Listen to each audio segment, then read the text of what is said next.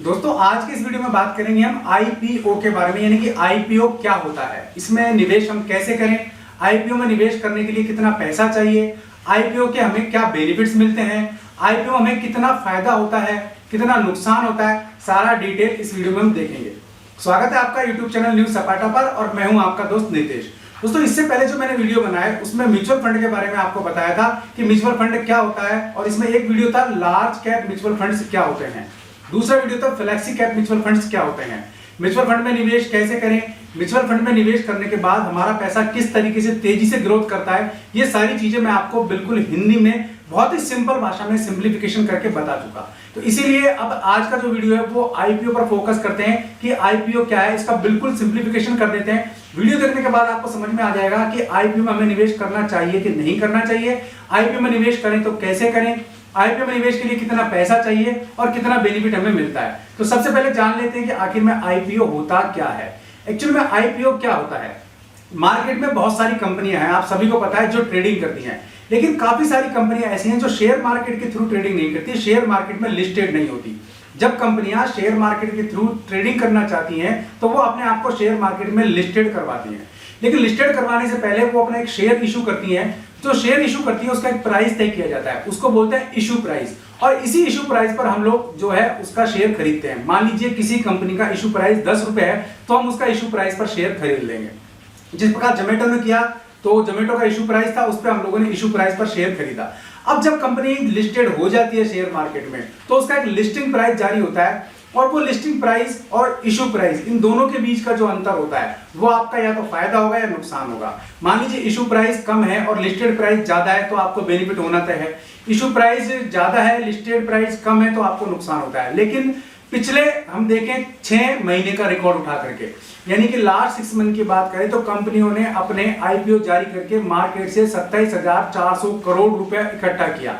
इसका मतलब क्या हुआ, मार्केट में पैसा है, दूसरी बात मार्केट ग्रोथ कर रहा है, तीसरी बात लोग कमा रहे हैं आईपीओ के थ्रू, इसीलिए निवेश किया, और निवेश करने के जो पैसा निवेश किया इन्वेस्टर्स ने वही तो कंपनियों को मिला ना, तभी आईपीओ का ट्रेंड लगातार अब तेजी से भी बढ़ रहा है। तो ये होता है आईपीओ। इसको हिंदी में कह सकते हैं सार्वजनिक निर्गमन प्रस्ताव या फिर इनिशियल पब्लिक ऑफर, यानी कि जो कंपनियां हैं अपना शेयर पब्लिक से शेयर करती हैं, अपना शेयर पब्लिक से बांटना चाहती हैं। आईपीओ की अनुमति लेनी पड़ती है सेबी से, वरना आईपीओ कोई भी कंपनी नहीं ला सकती मार्केट में। अब बात आती है कि आईपीओ में हम इन्वेस्ट कैसे करें। तो देखो आईपीओ में अगर इन्वेस्ट करना है तो सीधी सी बात है कि आईपीओ में इन्वेस्ट करने के लिए हमें एक डीमेट अकाउंट खोलना पड़ता है। तो डीमेट अकाउंट आप ऑफलाइन खोलिए, ऑनलाइन खोलिए, कैसे भी खोल सकते हैं। किसी फाइनेंशियल एडवाइजर के थ्रू आप खोल सकते हैं, किसी वित्तीय सलाहकार के थ्रू आप खोल सकते हैं। तो जैसे भी आप चाहें अपना जो डीमेट अकाउंट है वो खोल सकते हैं, ठीक है। अब बात आती है इन्वेस्टमेंट के लिए कितना पैसा चाहिए। तो देखो इन्वेस्टमेंट का एक सिस्टम है, मान लीजिए हम कोई भी दुकान खोले छोटी छोटी, तो 1,00,000-2 लाख रुपए कम से कम होते हैं जिसमें हम इन्वेस्ट करते हैं और फिर हम उससे कमाने की सोचते हैं, दुकान चले चले ना चले। लेकिन यहाँ इतने पैसे की जरूरत नहीं है। यहाँ क्या होता है कि 15,000 रुपए से आप इन्वेस्टमेंट शुरू कर सकते हैं, आईपीओ ले सकते हैं किसी भी कंपनी का, ठीक है। इनिशियल पब्लिक ऑफर के थ्रू आप शेयर ले सकते हैं। तो इसके लिए आप भीम ऐप या इस तरीके के ऐप्स हैं उनको डाउनलोड कर सकते हैं, उनमें अपनी केवाईसी कंप्लीट कर लीजिए, आप खुद भी परचेजिंग कर सकते हैं, खुद भी ट्रेडिंग कर सकते हैं, शेयर ट्रेडिंग बहुत आसान हो जाए। तो ऑफलाइन अगर आप मान लीजिए अपना डीमेट अकाउंट खोलते हैं तो उसके लिए आपको बैंक जाना पड़ता है, बैंक में डॉक्यूमेंट जमा कराने पड़ते हैं, वहां आपको 2-4 चक्कर लगाने पड़ सकते हैं। लेकिन मान लीजिए ऑनलाइन आप खुद खोलना चाहते हैं अपना डीमेट अकाउंट, तो आप किसी भी बैंक के यूपीआई के थ्रू या किसी भी यूपीआई के थ्रू आप बड़े आराम से अपना डीमेट अकाउंट खुद खोल सकते हैं, और ये मिनटों का काम है, बड़ी आसानी से हो जाता है। तो बेटर है कि आप ऑनलाइन अपना डीमेट अकाउंट खोल लें। लेकिन जब इन्वेस्ट करें तो फाइनेंशियल जो आपके एडवाइजर है उनकी सलाह जरूर लें। मैंने वीडियो में डिस्क्रिप्शन में नंबर भी दिया है और वहां से भी आप जो है कंसल्टेंसी ले सकते हैं फाइनेंशियल एडवाइजर। आईपीओ के फायदे क्या है, एक्चुअल में कोई भी जब कंपनी पहली बार शेयर मार्केट में आती है ना तो वो आईपीओ लेकर के आती है। इसका मतलब आप कंपनी की शुरुआत से ही जुड़े होते हैं, जब से वो शेयर मार्केट में आती है तो ये फीलिंग होती है भाई हमसे शुरू से जुड़े हुए हैं। और कई बार कंपनी क्या करती है, ऐसे में डिविडेंड देती है अपने शेयर होल्डर्स को, शेयर धारकों को।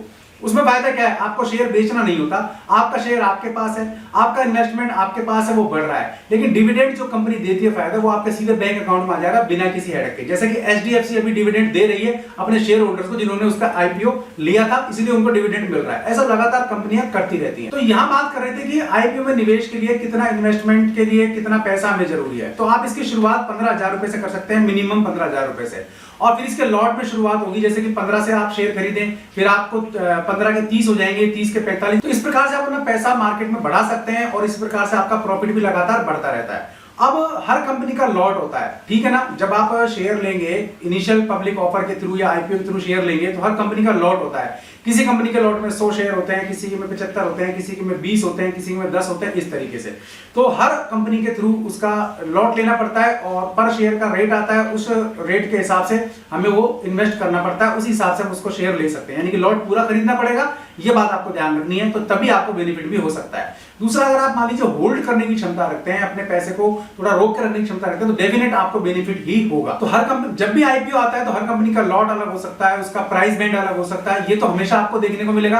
किसी कंपनी का प्राइस बैंड क्या होगा, किसी कंपनी का प्राइस बैंड क्या होगा, किसी कंपनी का लॉट क्या होगा, किसी कंपनी का लॉट क्या होगा। अब बात आती है अलॉटमेंट क्या होता है। एक्चुअली जब भी कंपनियां मार्केट में अपना शेयर लेकर के आती हैं, जब भी लिस्टेड होती हैं, तो उसको लेने के लिए काफी सारे एप्लीकेशंस, काफी लाखों लोग एप्लीकेशन लगाते हैं, ठीक है। लेकिन मिल तो कुछ ही लोगों को पाता है ना, तो उसी को अलॉटमेंट कहते हैं। यानी कि जितने लोगों ने एप्लीकेशन लगाई उसमें से जितने लोगों को मिला, तो जितने लोगों को मिला वो उसका अलॉटमेंट है। सारा बेनिफिट्स उन लोगों को मिलेगा। अब मान लीजिए आपने 15,000 रुपए लगा भी दिए, आपको अलॉटमेंट हुआ भी नहीं, तो भाई वो आपका पैसा आपके अकाउंट में वापस आ जाएगा। अब जैसे कुछ आने वाले शेयर्स की बात कर लेते हैं, तो तत्व फार्मा की बात करते हैं। इसका आईपीओ जल्दी ही आने वाला है।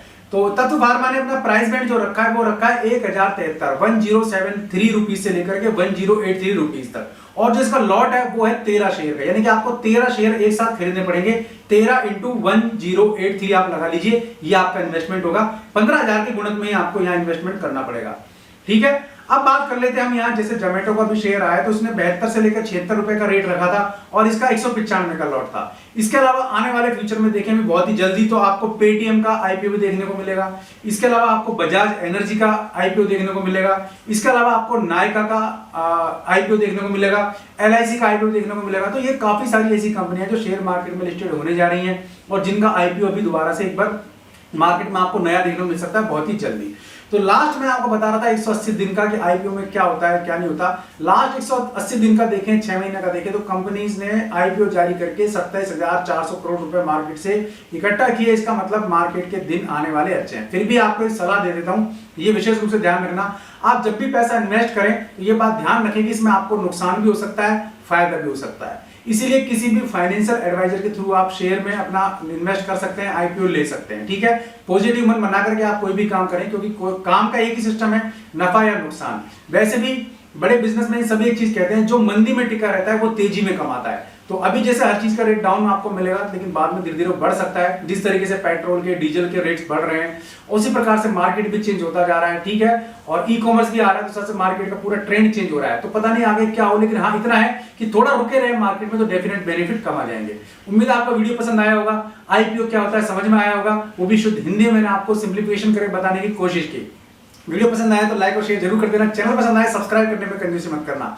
बेल आइकन दबा देंगे आप तो वीडियोस के नोटिफिकेशन आपको मिलते रहेंगे। आज के लिए इस वीडियो में इतना ही। ऐसे किसी यूजफुल वीडियो में फिर मिलूंगा, तब तक के लिए नमस्कार।